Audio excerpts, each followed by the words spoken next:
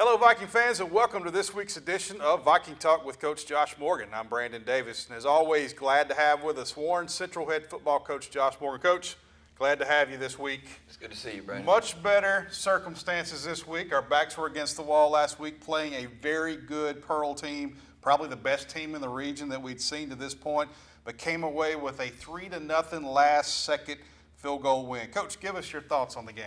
Well, we had our backs to the wall, and we had to win, and I was very pleased and proud of our guys, our coaching staff, our program, our fans that were still right there with us. So it was a collective effort by all the Vikings, and we needed it. We had to have it, and we found a way to get it done. And really proud of our team's resolve, their toughness, and just found a way to win and kept believing in what we were doing and what we were, what they were being coached to do and staying together as a family. And we're so really proud to see all of that and the hard work and all that, overcoming adversity, really seeing all of that result and a well-deserved and earned big win for our football team and of course in dramatic fashion. So. It's very proud of our guys and very thankful. Well, I guess there's no other way for us to get a win. It's got to be dramatic the way this season went for us. But senior kicker Brandon Gillum lined up to kick the game-winning field goal. We drove down the field, got him in position. Pearl called back-to-back timeouts in an attempt to ice him. Coach, when you've got a kicker and an offensive line or a line in that situation that's being iced, how do you coach them up, and what's the message to them when you have them in the huddle there? Well, the three guys that touched the ball right there, Hartley Sullivan, Bo Broom, and Brandon Gillum. And, first of all, we know eventually they're going to be put in that situation. So we got to trust those guys, and they work every day, on that. And again, putting a lot of pressure and practicing with that in mind. And every kicker ready to line up and kick the game-winning field goal. But it is extremely nerve-wracking, as pressure-packed as it gets. And like you mentioned, we have to protect our kicker. And so there was so much that goes into that. And I'm so proud of that field goal unit. And, of course, so much goes into that. Preston Lynch and Jack get us down there. So a complete team effort. And, it's just so good to see, again, when it's the final drive and when all the chips are on the table and when it's crunch time, to watch our guys find a way to come out on top. And I'm very, very proud of them. Well, yeah, we've always joked on this show about which Morgan boy is the most athletic, either you or Rob. And I think Rob did some crowd surfing after the game. He was so excited. And I think you did some dance moves as well. But we're going to give Rob the edge there. But, I mean, it was such a dramatic win that I think I passed out in the press box. Yeah. But it was a great win by everybody. Huge, but, yeah. An outstanding performance by our defense, Coach. A Pearl offense that was averaging 37 points a game, one of the top offenses in the state. You're able to shut them out that night. How were you able to finally turn it around against that offense? Well, we've continued to coach and continue to try to correct our mistakes. I think our staff has done a wonderful job of being creative and finding different ways. We ran 4 different defenses Friday night, and our kids, in order to do that, they have to be on point and have to be prepared. They wanted to win, they wanted to play good, they wanted to get better, and everything starts with that. And it's like last week we talked about spirit and desire. I thought we played with that. I thought we played with some emotion, we played with some desire and some want to, and that's what defense is all about, is flying around the ball and having bad intentions on your mind when you get there, and great pursuit, everybody doing their job. And I thought we displayed that, and again, it took every stop. That every one was so crucial, because when you're in that kind of a game, there is zero margin for error. So that puts pressure on you too. So it was just great to see the tackling, the physicality. That's a tough team, and a lot of playmakers, and so it was really good to see us put together a collective effort and also sustain it for 4 quarters. Yeah, but I think most important, something I want to hit on too, Pearl did a good job of moving it between the 20s, but you got down inside, maybe close to the red zone. I don't know if they got past the 15-yard line. You were able to shut them down. You have to be pleased with, like you said, the physicality, but also the mental toughness of our kids to be able to, they didn't give in and say, oh no, here we are again. They held tough and they were able to shut them down. Yeah, I think we turned them over 3 times. 2 were on 4th downs, 2 turnover on downs. We had not been getting off the field. I thought we were, I think we were 20%. They got 20% of the 3rd downs, which is so much better than what we've given up the last couple of weeks. 4th down, they were 0 for 2, which was very huge. And we were able to get an interception. Jason Williams had a big interception that was pressured by Brandon January. And so again, we had a plan, and our kids just executed it so well. We couldn't let the big back, who was averaging 160 yards a game, we couldn't let him go north and south and get going. I mean, he is truly, a 6'3", 230-pound type tailback. And then they have their highly touted quarterback, who is a playmaker on the edges, that we had to contain. So we had to do multiple things from multiple looks. And guys never let them make that explosive play. I thought we tackled well on the perimeter. I thought our corners tackled well, and we were giving up some passes there, but that was by design. We knew we had to tackle well. We couldn't let them make that big play. And I think they had one big play that was coming out of the end zone when we had them pinned down. I think tailback got it loose for a long run, but other than that, they didn't have a play over 20 yards, and we were able to get off the fields on 3rd and 4th downs. And I think one of the biggest stops was had a big stop, and we jumped over the upbacks trying to block a punt, and then gave them the ball right back.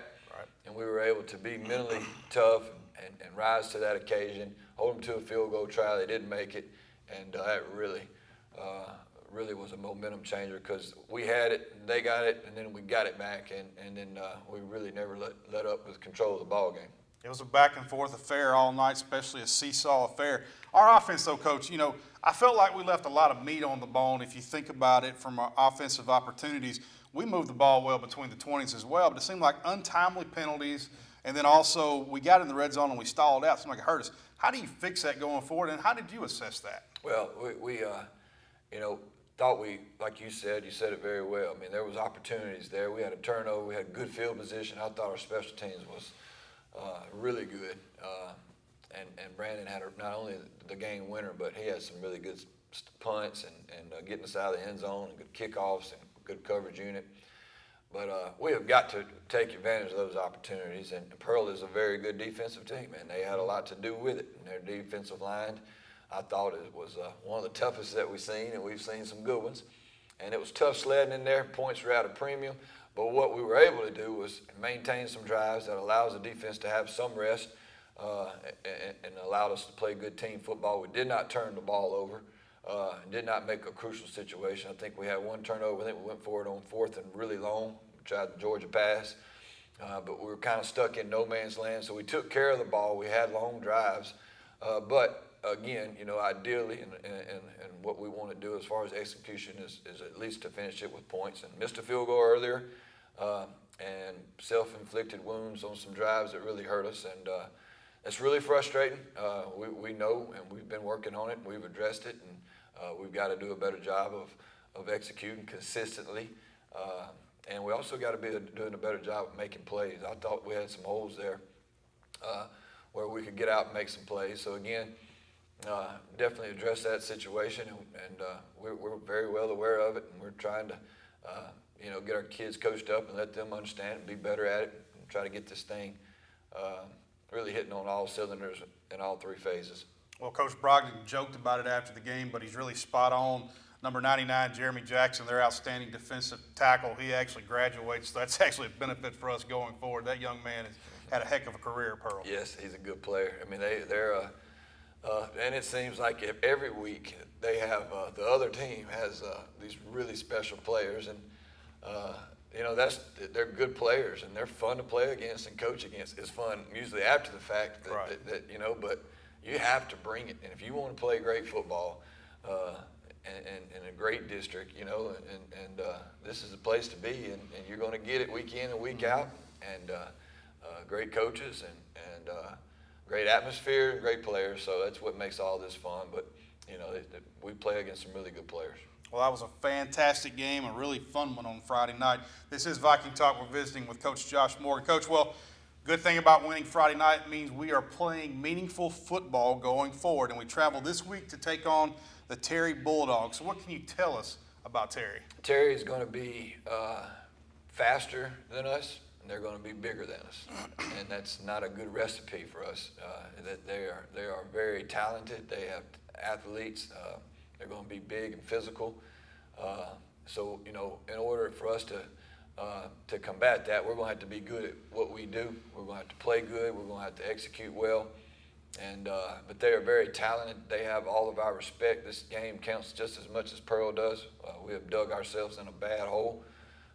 So our mindset has to be we have to win. I don't care who the opponent is. We have to be at our best, and we have to understand the implications and everything that comes with this game. And we have had a really good week of practice, and we're getting ready to play a very good Terry team that's record is very deceiving. They have played the same teams that we played and had tough times with, and they've been in some ball games. And I had Oak Grove 21-21 last week at halftime, and same with Pearl the last week. So this is a team that is a dangerous football team, and we're going to have to play really good to get a win. Yeah, offensively, they are led by senior quarterback Dylan Gray. He's played a lot of football for them. A very dynamic youngster at quarterback. He's not very big, but like I said, he can spin it down the field, Coach. Yep. Talk about the threat that he brings and also the challenge that he's going to bring to the secondary. Not only him, but also those wide receivers. Yeah, they have 4 receivers that just really dangerous whenever they get the ball, and that puts a lot of pressure on you. Anytime that you have a team that can throw it and catch it, they can truly score from anywhere at any time, and that makes us be consistently good. They also played 2 other quarterbacks. One's a runner and one's a sophomore, so they've just talent. I mean, Terry has some really talented players, and they'll bring in another quarterback to do different things with. But he's a good player. He can run. He's a dual threat guy, and they have athletes on the edges that Grove plays zero coverage, which is no free safety, and Terry made them get out of it. Right after halftime because they couldn't hang with Terry's speed and their athleticism, and that says a lot. And so they have our respect. It's going to be a challenge. We have not had done very well against the pass, especially the vertical passing game at some times this year.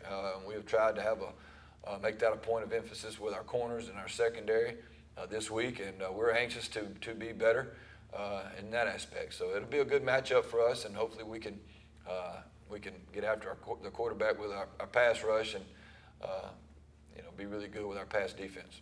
Defensively, they're going to show a 4-man front, but they are led by number 2, Xavier Shaw. Coach, I watched film on him this week. I think he may be the best player on both sides of the ball from what I've seen. They show him at a middle linebacker, but it seemed like they bring him from all directions from what I saw. So it's going to be a big challenge keeping him in check this week. Your thoughts? Yeah, they started off in an odd front earlier in the year, and he was the middle linebacker. And then later in the year, they went to an even front, put him at an end position. He is just kind of what we talked about with Pearl's athletes and with the athletes that we've seen the week before. He is a really good football player, and I know he's highly recruited and a lot of well thought of a lot of college coaches. And they put him at fullback. They'll snap it to him at Wildcat and quarterback. I mean, when people start doing that, that's usually telling you that we think a lot of this guy, and we're going to give him the football. So he's a good football player. Our guys are used to that, and we're going to have to know where he is, and we're going to have to do a good job with him because he can definitely determine the outcome of the ball game. He put a hit on Cade Pollard, the quarterback from Oak Grove last week. I was surprised that kid got up. I mean, a blindside hit. He is an athlete over there. So they are 1-5 on the season, and we talked about this, but that offense is averaging 22 points a game. This is a dangerous team that's playing for pride, and they shouldn't be taken lightly. So as a coach, though, you come off a win, the kids are all hyped up. How do you make sure that they don't overlook a team like Terry? Well, always try to be truthful with our kids, and that way when a message like this week's comes, they know that you're serious and they know that you're telling the truth, and they know that's what they should be thinking and focusing on. I mean, the truth of the matter is that we must have, this is a must-win for us, and so it really nothing else should matter. And then you put on the tape, and it doesn't take long when you're showing film and watching film, and you're meeting offensively and defensively. You're watching tape, and you're like, oh, I see what Coach is talking about. So it doesn't take long. We're not selling something that's not true. I mean, what we're talking about is the truth. We're backing that up with film and our scout reports, and all we can do is be truthful with them and straight up, and that goes from a week in and week out basis. If we're not playing very good, we come in Monday, look guys, we got to play better. So it's the truth, and sometimes it hurts, and sometimes it's not what you want to hear, but the truth is the truth. And so that's been the same message, you know. But again, it doesn't take long for these guys when they watch film. They understand this team is, you know, a threat. This team is dangerous, and we will have to be really good. And then you put on top of us having to win. You know, it should be a non-factor as far as us being ready to go. Really anxious to play at our best. Still don't think we've played our best football game, so we're anxious to see what that looks like too. Well, their defense, they're yielding 37 points per game. We know that's kind of misleading. Opponents has had to pull away in the second half. You talked about it. They have played extremely tough as anybody. Oak Grove, Petal, everyone they've played this season, they've been in that game in the first half. Let's talk about us. How important is it going to be for us to play our best football in the first half and not have to play catch-up in the second half? Yeah, well, we're trying to get to that point. I mean, we've been, you know, I'm really anxious and wanting to see what our best truly looks like. When we play a really, you know, clean, perfect, and it's not going to be perfect, but a really sharp game offensively and defensively where we're consistently good and we're at our best, you know, we want to see that as coaches. What does that really look like? Because I feel like, you know, we've talked about it earlier in the year, I don't think we're very far from being a really good football team. So we're anxious, you know, and excited about another chance to do that. Of course, you can't do that if you don't come out of the gate swinging and on fire and ready to go. And that goes back to our start. So, again, we have gotten so much better. We have our coaches have done a really good job week in and week out. Our players have been right in there, and they keep getting back up and keep, you know, coming to work and with a good attitude. And so we know what that looks like. We've talked about it. We've addressed it. And the biggest thing is now is for our players to take over and really understand the situation and take advantage of the opportunity. We have another Friday night to try to play our very best football game and correct mistakes where we've lacked in some areas in the previous games. Well, last Friday night, obviously, was a very emotional and physical win against Pearl. So what was the message that you gave to the team right after the game? I was thankful. You know, we had it's not fun, you know, when you go through a streak like we just went through. It's not fun for our players, our coaches, our fans, our players' parents. You know, it's just tough. And but you know, our message was very simple. You know, this is when you find out really what you're made of. You know, this is when you practice what you preach. You know, we talk about being a family, and we talk about being tough, and we talk about if you get knocked down 7 times, get back up 8. You know, that's what we are. So that's what you do, and that's what you do even more so when those tough times come. You know, it's hard to learn things when everything's great, and you don't really grow much when everything's going good. So we had an opportunity to get better and see what that looked like. And our players, I was so happy. And when I say thankful, I was thankful that we won because our players have done a lot of things right. And I wanted to see them be successful. I wanted to see that hard work in them to be able to reap what they sow. Our coaches coached harder than they've coached, and you know they've just done a great job. So I'm thankful that we were able to have that, and a lot of prayer went into that. And I know there was a lot of praying on the sidelines and in the stands, and you know, but that's what it's all about. And so it was really good. It's a good learning moment, and I was thankful, and I told them all that I was proud of their response because they had several different options, and they chose to fight. And they chose to do it together, and they chose to compete, and I was proud of that decision. Well, playoffs chances are still in their hands. Obviously, win out, and it leaves no doubt. We got a lot to play for, though. But for you, Coach, though, let's think about this. Obviously, everybody sees the tougher side of you, you know, the more competitive side. But on Saturday morning when you woke up, was it easier getting out of bed knowing that you won that game and it was going to be a little bit easier coming back to work on Sunday? Yes. I mean, winning, you know, I get tickled when people say it's just a game. It's not just a game. Not when you're invested. Right. Like the kids are, like the coaches are, the players, and, you know, this is what we do. Right. You know, we spend a lot of time with our guys, and we truly are, you know, a family atmosphere. And so, yeah, you know, you put a lot into it, but a win, and we talked about it last week, a win solves so much, and it's such good medicine, and all. It's amazing what a win will do, and so we're thankful for that. But I've got a good wife at the house and a good bunch of youngins at the house, so that they won't let me soul around too long. So, but yes, a win is mighty good medicine.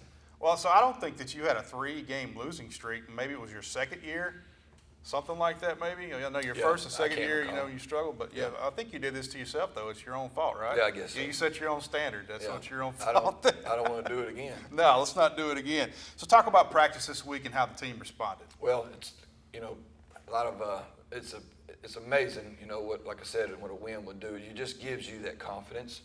I mean, you're struck down. You could hit it when you're going through something like we just went through.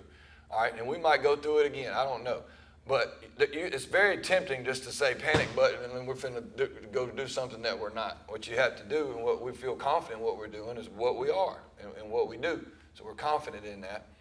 So again, when that stuff gets shaken, when you get a big win like we were able to get, the confidence, you can just see it's like a flip of the switch.